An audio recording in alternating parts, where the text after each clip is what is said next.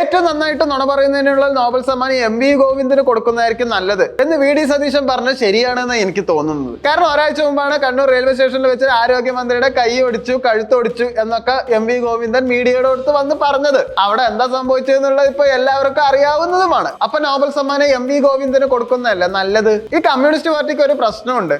സത്യസന്ധരായിട്ടുള്ള നേതാക്കന്മാരെ അവരെല്ലാം ഒതുക്കി കളയും അല്ലെങ്കിൽ ഒഴിവാക്കി കളയും. അതിലെനിക്ക് ആദ്യം ഓർമ്മ വരുന്നത് G സുധാകരൻ തന്നെയാണ്. കമ്മ്യൂണിസ്റ്റ് പാർട്ടിയിൽ അധികം കള്ളത്തരമൊന്നും ഇല്ലാത്ത ഒരു നേതാവാണ് G സുധാകരൻ. അദ്ദേഹത്തിന്റെ അവസ്ഥ എന്താണെന്നുള്ള എല്ലാവർക്കും അറിയാം. പിന്നെ ഓർമ്മ വരുന്ന 51 വെട്ടുകൊണ്ട ഒരു വ്യക്തിയാണ്. ആൾക്ക് 51 വെട്ടുകൊണ്ടത് കമ്മ്യൂണിസ്റ്റ് പാർട്ടിന്റെ നയങ്ങൾ ശരിയല്ലാത്തതുകൊണ്ട് സെപ്പറേറ്റ് ഒരു പാർട്ടി ഉണ്ടാക്കിയത് കൊണ്ടാണ് വെട്ടി അങ്ങോട്ട് തീർത്തത്. അവരുടെയൊക്കെ മനസ്സിൽ യഥാർത്ഥ കമ്മ്യൂണിസമാണ് ഉണ്ടായിരുന്നത്. VD സതീശന്റെ കയ്യിൽ നിന്ന് ഇടയ്ക്കിടയ്ക്ക് ഓരോ പാളിച്ചകളൊക്കെ ഉണ്ടായിട്ടുണ്ടാവാം. പക്ഷെ VD സതീശൻ ചോദിക്കുന്ന ചോദ്യത്തിനൊന്നും CPM-ലുള്ളവർക്ക് ഒരു മറുപടിയും കൊടുക്കാൻ കഴിയുന്നില്ല എന്നതാണ് വാസ്തവം. പക്ഷെ കൂടുതലും ഇപ്പൊ പൊട്ടത്തരങ്ങൾ CPM-കാരുടെ വരുന്നതെന്ന് എനിക്ക് പലപ്പോഴും സംശയം തോന്നാറുണ്ട്. കാരണം ഇന്നലെ പിണറായി വിജയന്റെ ഒരു ഇന്റർവ്യൂ കണ്ടു.